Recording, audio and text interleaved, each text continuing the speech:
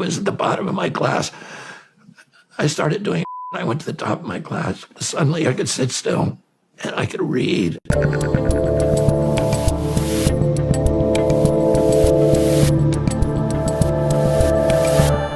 All right, guys, I'm Dave Rubin. This is the Rubin Report. It's May 14th, 2025. We are live streaming on Rumble, YouTube, and Locals. You've already shared, you've subscribed, you've tapped the notification bell, so I ask nothing of you today.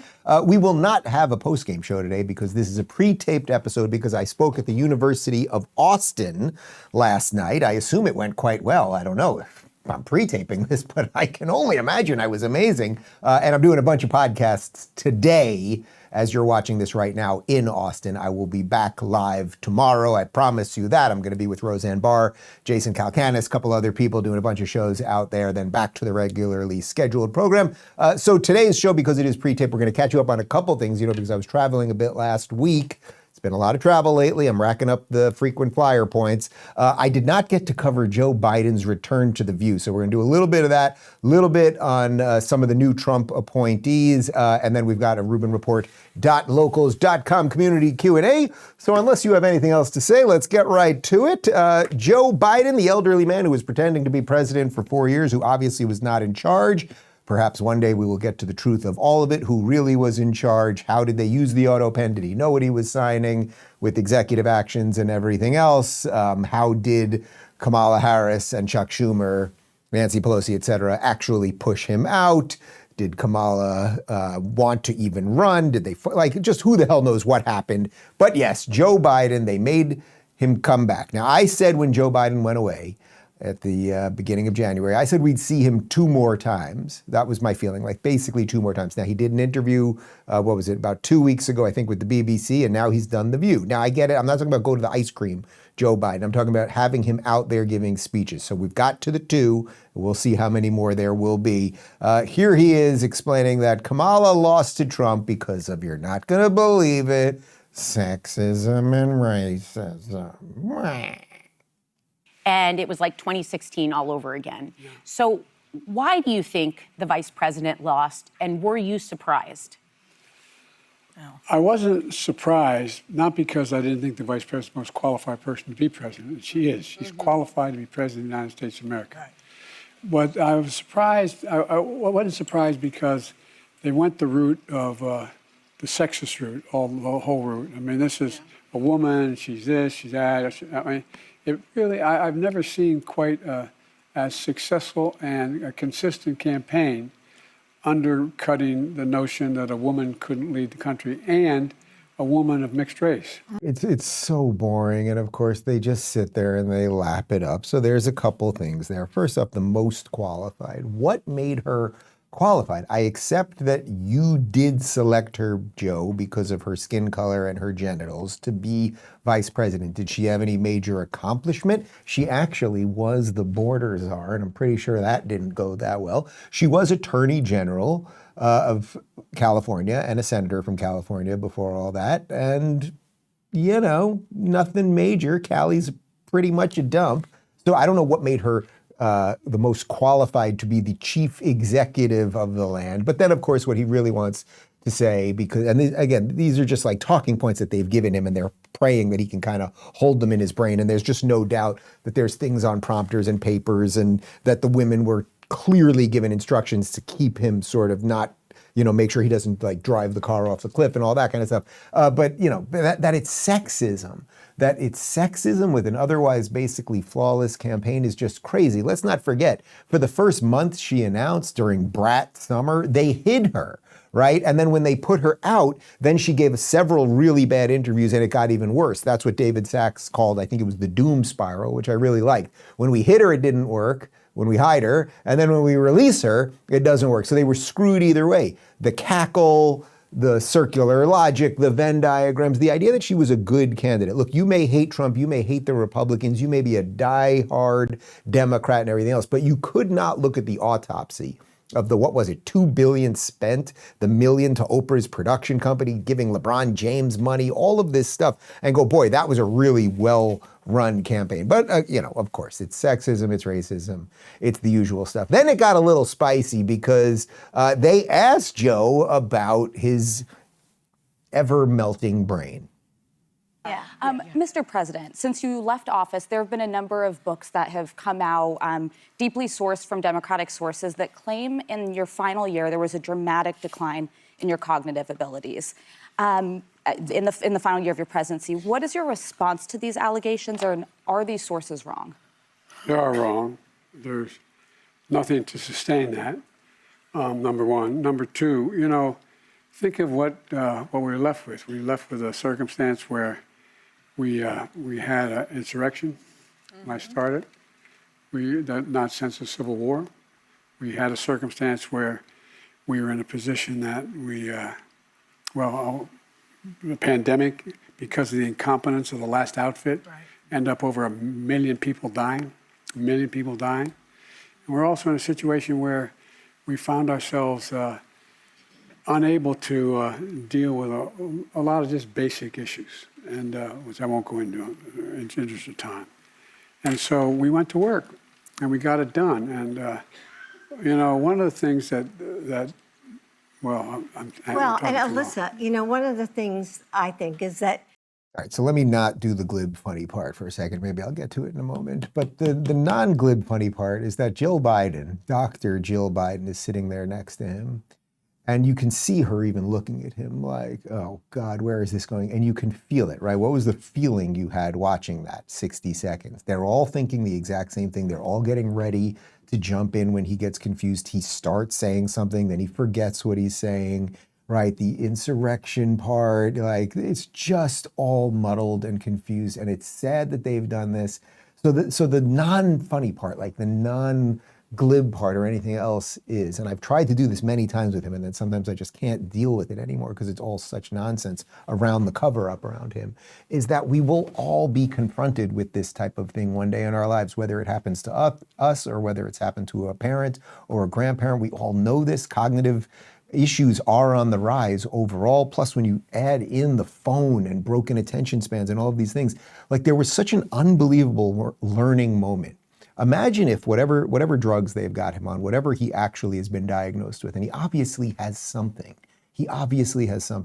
Imagine if they had taken this as a learning opportunity and been like, well, it is over for him now. So if we're going to get him out there a few more times, then why don't we have him say, and it does turn out that even if they wanted to lie about it, post-presidency, it does turn out, I went for some cognitive tests and I have the beginnings of Parkinson's or I have the beginnings of dementia or something, and then had a whole different conversation, as opposed to putting him on there to just continue the charade that they went on for 4 years. It's so disappointing. It's such a perfect example of why so many of us have tuned out of the mainstream, and it's why I don't have a lot of sympathy around it for something that we should all feel sympathetic to. But Jill Biden, there is a special place in hell for her. Let's go with one more on this. That all the projects, the benefits. How do you lead the world without having the best infrastructure in the world? How do you lead the world without having the best healthcare in the world? How do you lead the world without having the best education system in the world? How do you lead the world when you don't have that done? And he slurred every word of that. You can see Joy looking at him like, just don't fall out of the chair. Again, opportunity wasted. If you guys could put your hubris aside, yeah, you pulled one over on us and it worked because you had him for 4 years, and it almost doubly worked because Kamala almost became president, right? Like the election actually was kind of close, despite Trump winning so many states. Like some of the stuff was kind of close. You guys almost pulled it off. So why not take this opportunity? And instead, you're all gonna pretend, and you're the same people who ignored moments like this when he just wandered off set in the middle of an MSNBC interview. Around here, we'll have reaction and analysis to everything. And literally wandering off like Mr. Burns, and we all watched all of that happen, and you told us not to see what we've seen. Scott Jennings over on CNN, however, does see what we see, and for some reason they put him on mainstream media. I'm not exactly sure why.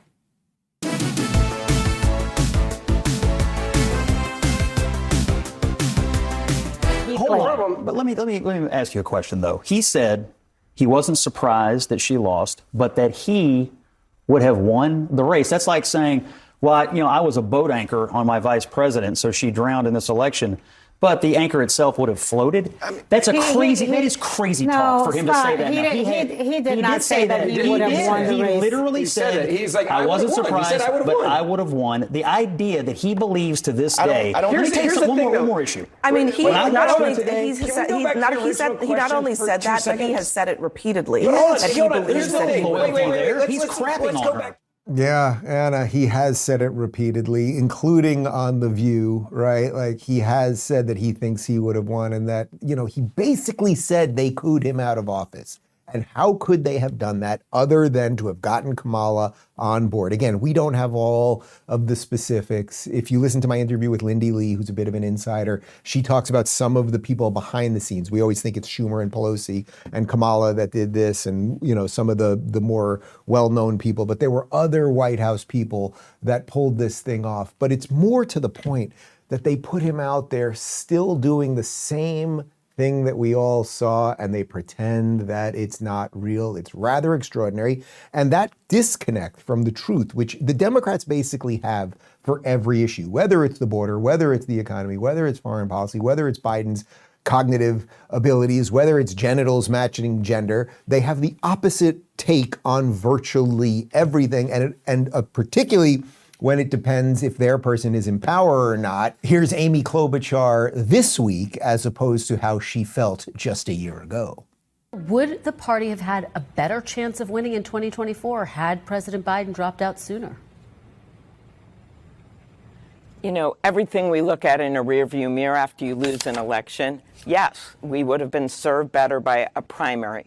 But we are where we are. We're not on the History Channel right now.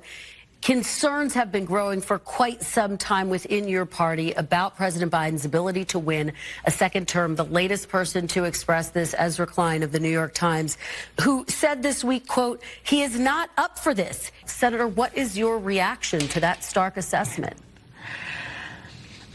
My reaction is, as someone who ran against Joe Biden, as someone who has spent significant amount of time with Joe Biden, that he is up for this job. And I was with the president for over an hour and talked about so many things, domestic, international. He was focused. His recall was good. Do you think it's time to pass the torch? Again, I'm a believer in President Biden. So you might say, Dave, why are you showing these old clips? Like, what's the point at this moment? Well, not only there's several points. One of them would be they're dredging him back to lie about the things they've lied about.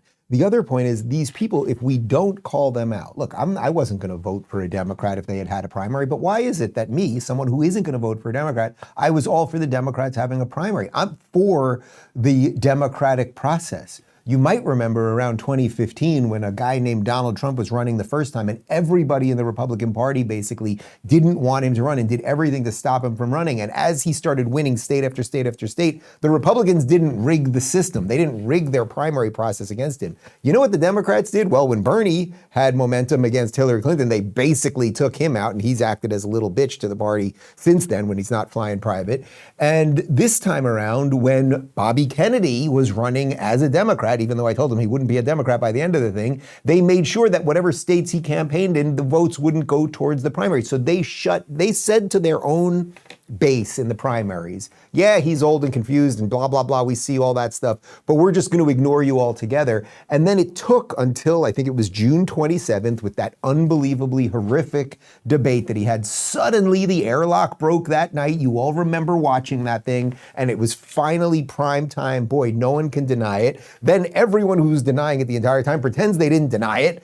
They eventually push him out, and people like Klobuchar just continue going on. So that's why the video, the first part of that video from this week, no, maybe we should have had a primary. Maybe you should have said you should have had a primary, I don't know, a year ago. Alas, you're Democrats, and frankly, I don't care very much. Let's talk about Tax Network USA, and then we'll have a bit more. Tax day may have passed, but for millions of Americans, the real trouble is just beginning. If you miss the April 15th deadline or still owe back taxes, the IRS is ramping up enforcement.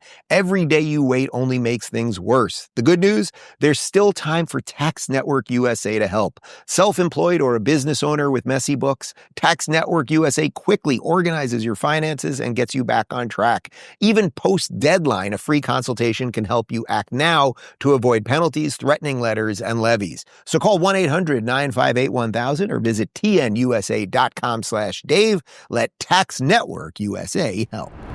From Joe Biden, who could use some cheaper drugs, to the rest of America, who will be getting cheaper drugs soon, we've got this from Charlie Kirk.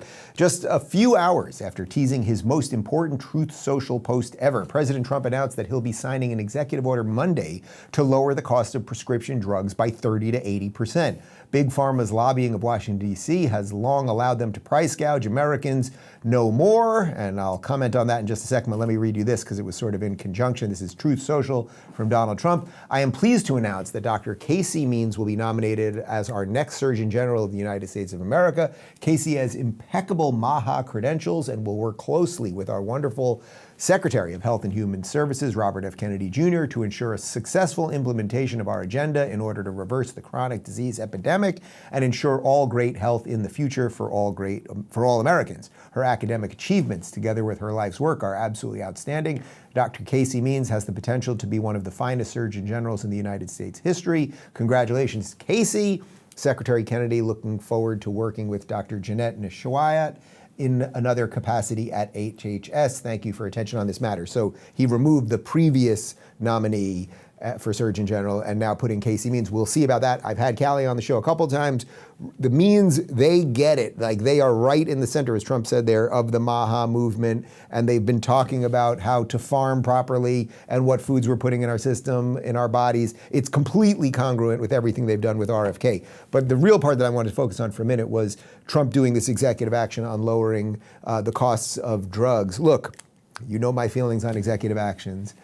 Both sides do it, and we shouldn't do it that much, right? You don't want the president to just be setting policy through the stroke of a pen, because when it's somebody you don't like, say a Joe Biden reversing what Donald Trump did with the border, you can clean up a border with the pen stroke, and then you can ruin it with the pen stroke, and then the next guy has to come in with the pen stroke. And eventually we just don't have three branches of government anymore. We just have an executive branch that does everything. We don't want that. However, in the moment that we are in, Donald Trump is trying to do so much so quickly. And as I've talked about, as I really focused on the show on Monday, there is so much good happening at once that doing more at the moment is kind of worth it. I know why that's a slippery slope and a dangerous game, but lowering the cost of drugs for everybody. Look, I'd rather, and we'll get to Bobby Kennedy in a second, I know he'd rather everybody be healthy in the first place. Why are we on so many prescription drugs? Why is it that we have drug commercials every 2 seconds on television when most countries have banned them? Like, what is going on with us first? We need to start thinking about that. But as long as we've got these drugs out there, they probably should be a little bit cheaper for the people that need them. Listen to Bobby Kennedy on some of just the numbers, the amount of drugs that we Americans are putting in our system. And we use more. We use 70% of the pharmaceutical products in the world are sold to our country. We only have 4.2% of the world's population. We are the sickest country in the world, and pharmaceutical products are the number 3 cause of death after cancer and heart attacks. So all that advertising, we're the only nation in the world that allows that kind of advertising on TV. We're a complete outlier. Okay, so the advertising on TV part, we should think about that. Like, I'm sort of like, do I want to ban their ability to put ads on TV? I'm not sure that I want the government to ban a legal product, even if I don't like what it's doing and it's putting a lot of people on a drug that they don't necessarily need to be on or something else. Don't know that I love that, right? But it is interesting that we do allow all of these advertisements and other countries don't. It is also worth noting that, as you know, during COVID, they would literally be doing panels on NBC, on Meet the Press, about COVID and about the efficacy of the mRNA shots, and that it would literally be brought to you by Pfizer. get injected, we'll figure out the rest later. Like, there might be some reasons that there's ethical things that perhaps it shouldn't be on news channels, let's say, but you can maybe put it on cartoons or, well, that's for kids, or sports or whatever, but you get the ethical thing there. Now, as far as the 70%, if his numbers are right, that Americans are about 4% of the world population and we're on 70% of the pharmaceutical drugs, that makes us the sickest nation. It's interesting. Does that make us the sickest nation, or does that make us the most overly prescribed nation? That probably is sure. Maybe maybe that many people aren't that sick. I know we have an awful lot of obesity and all sorts of chronic illnesses, but maybe it's both things. We have a lot of that because of the way we eat and everything else. And then we're just drugging everybody. Like, when we take these kids, you take a fourth grader who's just rambunctious and wants to run around, and you put him in a class for 8 hours a day just to sit there like a robot, and then wonder why he just out of nowhere starts screaming or yelling or hitting a kid, and then you drug him. Was he sick? But now he counts as sick because he's on drugs. So I know that's a little bit of like kind of whittling the numbers there, but this is why we have to rethink everything. We have to not only rethink our foods, but rethink our education system, rethink why are we training children to just sit like automatons in a classroom all day? One of the lines that I love that we've really tried to incorporate in our parenting around here is from Jordan Peterson. You know, you want those kids, when they hit the pillow at night or when they go to the crib at night, you want them to be absolutely exhausted. You want to run them around, and so they get so much energy out, they sleep like babies and wake up and are ready to do it the next day. And yet we've done something where we keep these kids in sedentary things with the phone, with the computer, with the laptop. It ain't good. One more from RFK Jr. We are going to get rid of the taboos about challenging orthodoxies, about challenging consensus, and we're telling the public every day, all of us, that is not science. You know, your whole industry was telling the public for years, trust the experts. Trust the experts is not a function of science or democracy. It's a function of totalitarianism and religion. Yeah, you don't just trust, you trust but verify. Are there experts in certain things? Yeah, there are heart surgeons. Could I perform heart surgery? No. So if you had a heart problem, you needed, say, quadruple bypass, calling Dave Rubin or asking his feelings about it, probably not a great idea. You would want to go to an expert in that. But just having a blanket, oh, I'm an expert, you better trust me. Well, unfortunately, the institutions and the expert class and the elite class, whatever you want to call them, they've failed us miserably, right? They have. There's just no doubt about it. And it's a two-pronged thing. They failed us not only as it pertains to our health during COVID, right? You know, don't go outside and get sunshine, get some vitamin D. Do stay inside and eat takeout all day, like 6 feet social distancing, mask, all the stuff. On top of get injected with some shit we don't even know what it is. They failed us in that way, but then really what they did now at a sort of bigger, like global level, is they have now caused a huge swath of people to question everything. We basically have something like an ancient alienification of everything, right? Like you used to watch Ancient Aliens, and they would just have some crazy conspiracy about the pyramids and aliens and all this stuff. Ancient alien theorists theorized, blah, blah, blah, blah, blah. And it just like unearths everything. And we've now done that with everything. Write that one down. I like that. It's the ancient alienification of virtually everything. We will just, anything that has ever existed, history and everything else, we will just unpack it in the craziest ways. And unfortunately, it's because you guys did it. You guys, in some elite quest for power or something, to be able to tell your neighbor how to live, that's what you did. But when I always talk about that list of Trump people that he's appointed, that's just an all-star list, look who RFK's sitting next to right there. He's got Dr. Marty Makary, who's fantastic. He's got Mehmet Oz and Dr. Jay Bhattacharya. These are all people who are a little more skeptical of the system, skeptical of the experts, let's say, but they're not complete novices, right? So you wouldn't want someone who's not an expert in anything to take over an agency. You want people who have knowledge of the topic, but then also have an inquisitive view of the world. And that is actually how we will make America healthy. And I suspect that we will. Let's talk about gravity to fire for a minute, and then a Rubin Report Locals.com community Q&A on the other side. You guys know I'm all about logic and reason, and here's some simple logic. If your feet are killing you at the end of the day, you need new shoes. That's why I love G-Defy shoes by Gravity Defier. Their patented Verso Shock technology absorbs harmful shock, returns energy, and is designed to make walking, running, and standing feel effortless. Whether you're out and about or just on your feet all day, G-Defy makes every step better. Right now, my listeners get 30% off orders over $120. Just text Rubin30 to 91888 or visit gdefy.com and use code Rubin30 at checkout. Use logic, choose comfort, G-Defy.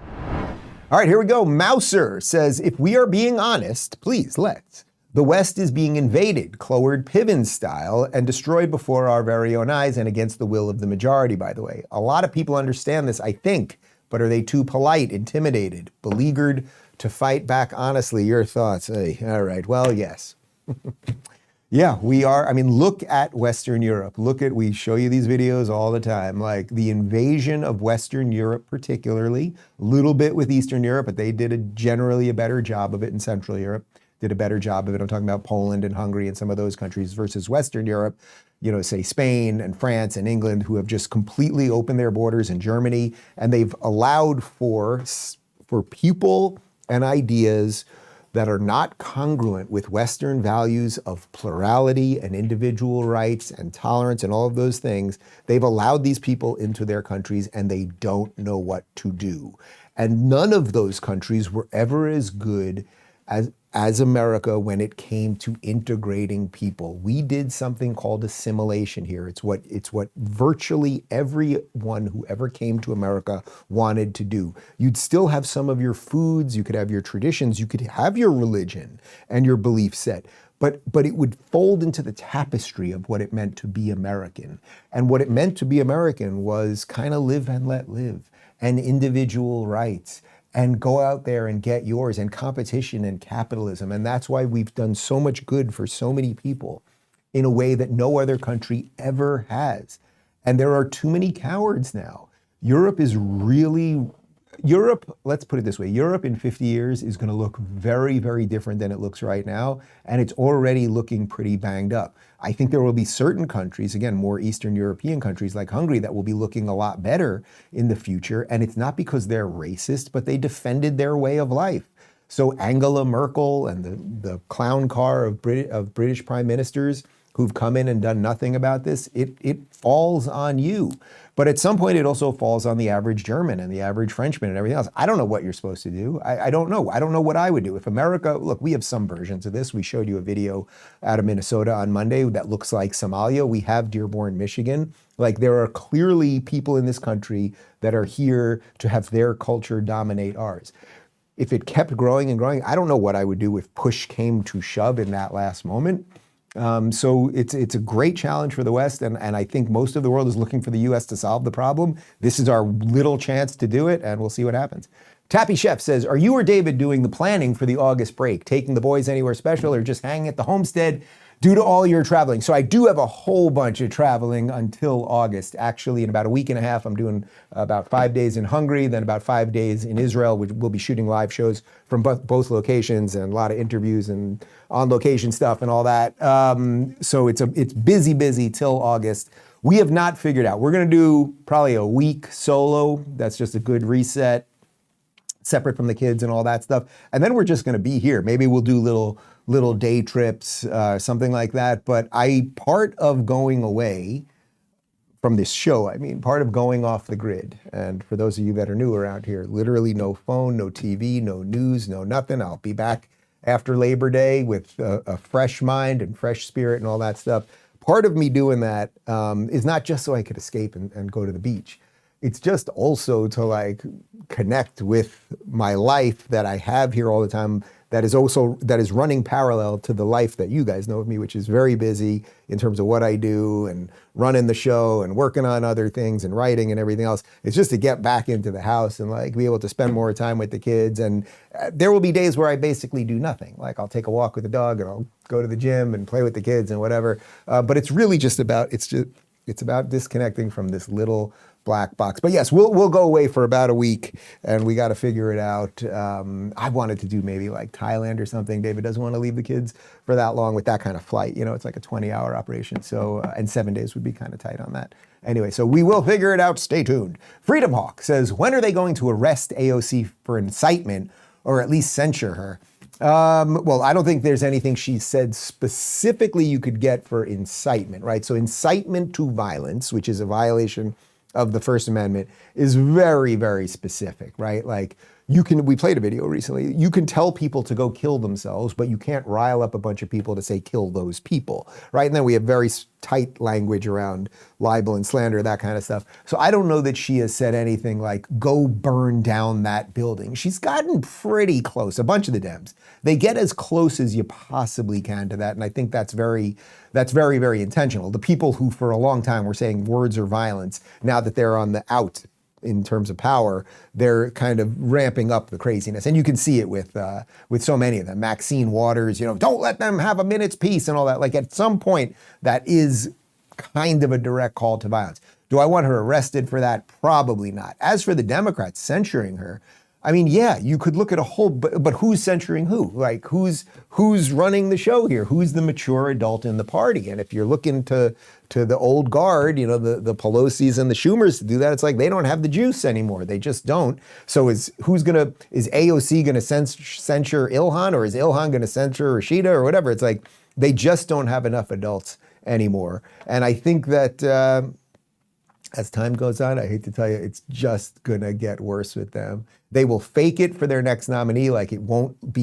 look like a true lunatic, but the lunatics are multiplying like gremlins. That's just how it is. Elizabeth says, did you do anything special for your mom for Mother's Day? So my mom was in New York leaving on a flight. She's in Italy. My parents are in Italy right now. They haven't been to Italy in, I think, 10 years or so. And they left on Mother's Day. So beyond the FaceTime with the kids, yes, we did get her a rather expensive day at the spa. You do not get a cheap day at the spa for your mom when you're buying the Mother's Day special at the local place by her, and there's a facial and a massage, and I think there's some like scalp stuff and all that kind of stuff, and it is well deserved. Hope you're eating lots of good pasta, Mom. Love you. Talway says, what are your thoughts on Newark Mayor Baraka being arrested by ICE? And yes, insert obligatory Mortal Kombat joke. Yes, Baraka, Mortal Kombat. Look at him. He was sort of like a combination of Wolverine because he had big, giant metal claws that came out. And then who was the other guy from the Wolverine movie? It was like X6, X12 or X6 or something. It was played by Ryan Reynolds in the X-Men movie.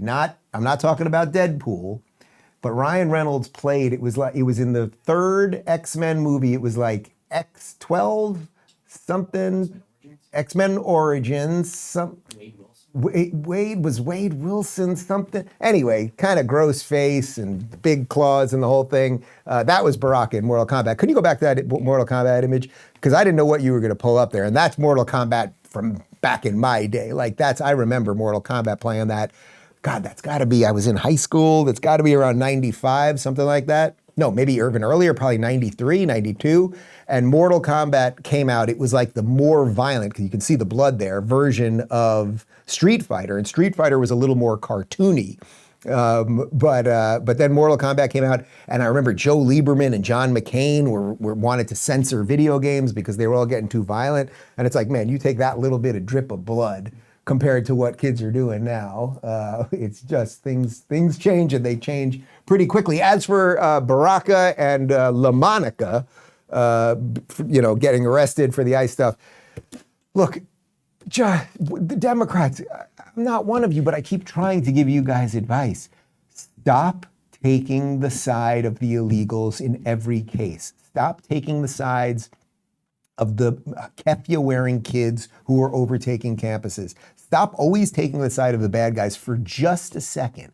Take a breath. Take a breath.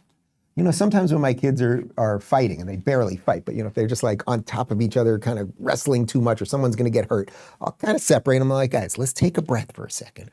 Take a deep breath. And that's what the Democrats need to do. Could you just, before you do the next fucking insane thing that you're going to do, just take a breath and go, is this the right thing to do? Should I storm the ICE offices in Newark? Or is that not the best thing to do? And I think a breath might give you a little insight into that. That would be my advice to you people. Let's talk about Goldco, and then we'll have more in just a sec.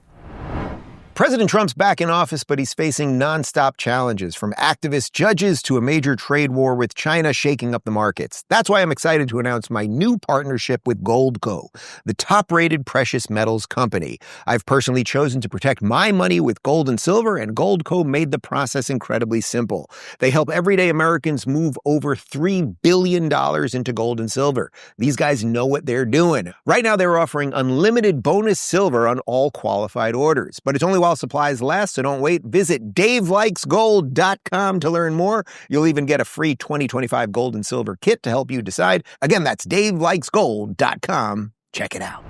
James says, do you think Kanye West is mentally ill right now based on what he's been saying on the internet recently? I'm not a doctor, but I do play one on TV. And look, something does not seem right. Like, I don't know, does he have bipolar disorder or some other hormonal imbalance? Is he just a troll?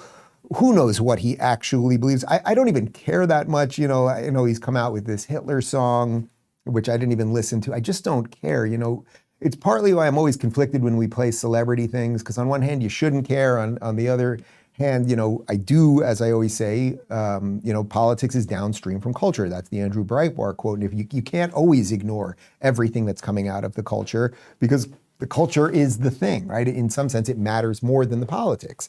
So I don't really care about Kanye. I mean, I know he's wearing Hitler shirts and he's doing Nazi salutes and all of this stuff. And I guess he's lost custody of the kids to Kim Kardashian. I don't know what is in his heart or in his mind, but I did tell you guys the story once years ago when we lived in LA. I think it was right before. No, it was during COVID. It was during COVID. The gyms had opened up, and I went to Equinox in Encino, and he lived in either in Hidden Hills or where the Kardashians lived, Calabasas, and I guess that was the closest Encino, the closest Equinox to Encino. And I go in, and in the morning, you know when you have your headphones in, and like you're not really paying attention to anything, and then someone talks to you, and you talk back to them, and you're a little louder, like your volume's a little dysregulated. So David and I walk into the gym, and then Kanye West is walking towards us. But like I don't really care for that kind of music. I was just like, I'm looking at him, I'm like, I know who you are, like you're somebody. I didn't know if he was an actor or it was Kanye or whatever.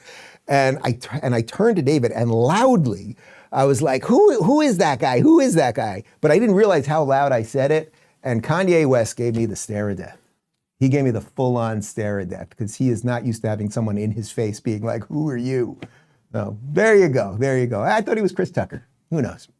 Tony says, it seems in Florida, when I run across lefties and they find out I'm originally from California, they automatically assume I'm on their team, not realizing that I fled California based on bad policy. I'm guessing as a public figure, this doesn't happen to you, but does this ever happen to your team? Well, actually, I've talked about this a little bit. When we moved here originally, and it's a little over 3 years ago now, one of the first things that I started doing, even though I know a certain amount of people are going to know me, but when I was walking Clyde around town, when I'm walking the dog around here, I'd put on a Florida hat. I have a hat with a little Florida insignia. And I wanted people to immediately, if I met a neighbor, to like just get a good vibe out of nowhere, because I knew it was going to go, where'd you move from? And I knew if I said Cali, it was going to do something, right? So once I did that, I think that alleviated a lot of it. Then look, a certain amount of people know me and then that's all good. But I've gone out of my way I try to say hi to every single neighbor. I'm in an area where, as far as I can tell, most people kind of lean our way, but there are definitely still blue pockets here in Florida. I did see, even in my area here, I saw a bunch of Kamala signs. Like, it is what it is. But yeah, there's a suspicion of the Californians, but I can tell you this. The Californians that I've met that have moved here, and the New Yorkers, because, a lot of them, it's easier. If you're in Cali or in New York, culturally, it was a little easier maybe to move to Florida than it would be to Texas or Nashville, right? Like there's a little more cultural connection there. And I can tell you the people that have moved here, in some sense, even though most of them were just mugged liberals, they are now more red than the average person. The average Floridian, I think, at some level, you take it for granted. When things start really working, I mean, this is why that line, good times create weak men, and then what happens? Well, then weak men create bad times, and then bad times create strong men, and strong men create good times, and the cycle goes on and on. I think what's happened here in Florida is it was a solidly red state that got even redder because of all the implants, and this time they really realized it. It wasn't like a Californian moving to Utah 10 years ago because they're like, I've had it with high income tax, and then voting the same stupid way. The COVID thing was so obvious, and Florida was so the beacon for that, and DeSantis was so freaking good that, look, the guy won by 20 points his re-election. So I'm very bullish on the future of Florida. There's some screwy stuff happening in our legislature right now, but it seems to me that the people that have moved here have done it properly. But if you have any concerns about that, I recommend a little Florida hat or an American flag on the side, something like that. You'll be good. Mitchell says, did you take any precautions to protect the Teslas, or is Florida just lunatic free? Yeah, no, we've got 2 Teslas. We've got a black and a white Model X. And no, I did not fear for one moment that driving around Florida, I was going to have a crazy person etch a swastika into it, or someone was going to throw poop at me or anything else. If someone was going to throw poop at me, it probably had nothing to do with the Tesla. It's a safer place here. And people know, you do something bad here, you might get shot.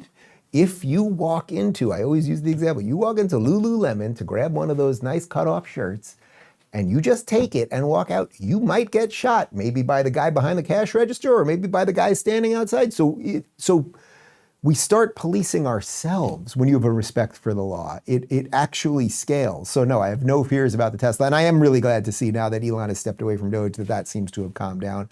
And hopefully they punish those people to the fullest extent of the law. And again, it just goes to show how the left, they could not get anyone. We showed you so many videos of that. They could not get any leader to just outright condemn it. Sorry, you don't like Elon, you don't like Doge, you don't like the fact that we're getting fraud out of the government, but nonetheless, you can't burn a random person's Tesla. Like, they just couldn't get someone to say that. So Sam says, what are your thoughts on the Star Wars franchise as it stands today? And what about Marvel? I mean, on the Marvel thing first, because I've talked about Star Wars a lot, I would say, I don't know, I'm going to be 49 next month. And maybe one of the things about growing up is you gotta let go of some of the stuff. And the Marvel movies just don't do it for me anymore. They're all kind of the same old thing.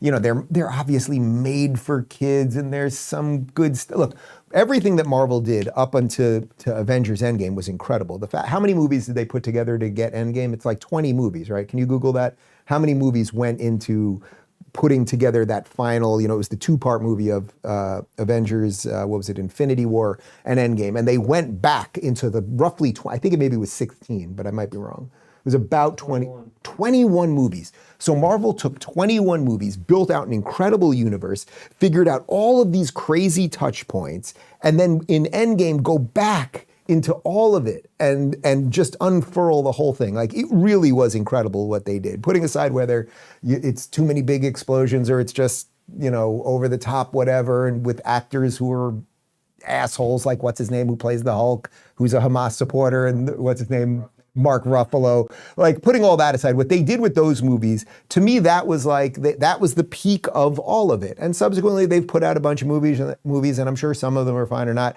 I just don't get excited for them anymore. Like, I watched Wolverine versus Deadpool on the plane, and it was like perfectly fine. And I was half sleeping and awake and whatever. And there are moments that are kind of good, but it's like we've just been through all of this. I think we need new stories. And to connect this to the Star Wars question, Marvel is now owned by Disney, and Disney also owns Star Wars. And that's an awful lot of imagination cachet that one giant corporation should own.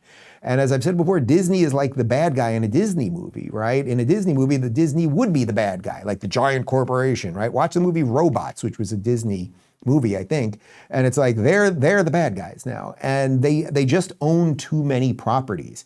And that's why Disney, post buying Star Wars has really sucked. George Lucas, for all the shit that the fans gave George Lucas because they didn't like the prequels, or they didn't like the acting, or this or that, or he shouldn't have directed all three of them, or whatever, it's like he wrote a really, really cohesive story, especially with the first three.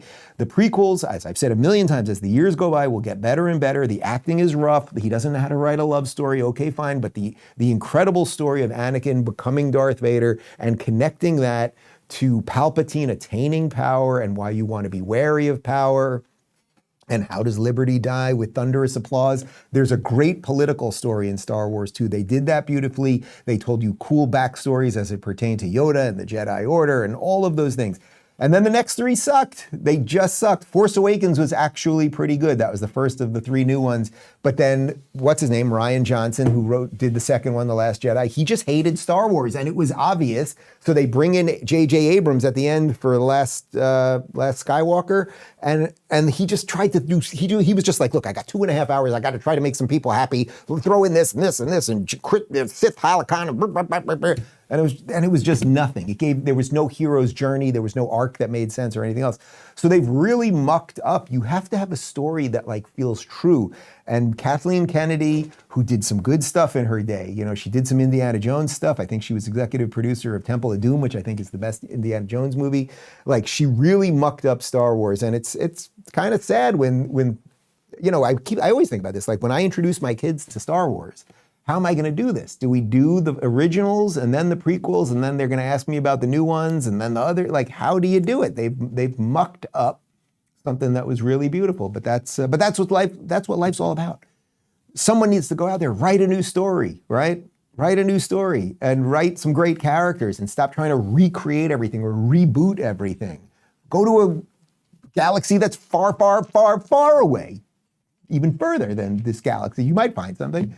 Tricia says, hey, Dave, as your birthday approaches next year, what are some life lessons you've learned this past year in more recent memory? So yes, my birthday is June 26th. I will be the ripe old age of 49 years old, which seems kind of nuts. My tequila will be coming out that day. We will have some announcements before that, but we're going to launch it on my birthday, June 26th, after a couple of delays and some shipping things and some import-export stuff, and it's all good. I mean, what are some lessons that I've learned? You know, the last 2+ years now with the kids, you learn all sorts of lessons about patience and about, you know, putting yourself second, like all that kind of stuff. I think maybe the lesson I've learned more than anything else has been, it's probably, there's not much I can do with this lesson now, but it's probably that I wish I would have started that part of my life a little bit earlier. Can't really do anything about that, but I guess what you can learn about your own life is some lessons that you can pass off to other people. And I would say if you're a little bit younger than me and you're married or you're thinking about having a family, get going. Get going, because I've talked about this before. When I'm out playing basketball with my guys, which my knee is finally healed, I'm going to play this Sunday for the first time competitively again, which the fact that the stem cells did that in 2 months is incredible, and we're going to release a little doc around that. But when I see these guys who I'm playing with, some in their 50s and 60s, who now bring their kids, or one guy even brought a grandkid, 65-year-old brought a grandkid, and we're playing, like, it makes you realize, boy, you want to be as functional and as strong and resilient and everything as you can, not just for yourself, but for your kids. So I guess, starting a little younger would be a good lesson. But yes, then there's all sorts of lessons about, there's lessons like, don't put indelible markers. If you're somebody who keeps a Sharpie in your hand all the time, all day long, like Bob Dole, when you finish the show, don't just bring this in and put it on the kitchen table, because then the children will draw all over the walls. And then once a week, you're going to have to hire a woman for $15 an hour to repaint your walls all the time. So don't do that. That's a thing that you could learn. If you haven't seen it yet, guys, my interview with Frankie Valli, which we did on location in Fort Myers before one of his shows, it was really one of the greatest personal and professional joys of my life. That is out now. We will be live tomorrow, likely from somewhere in Austin, and then back in studio on Friday. I thank you for watching.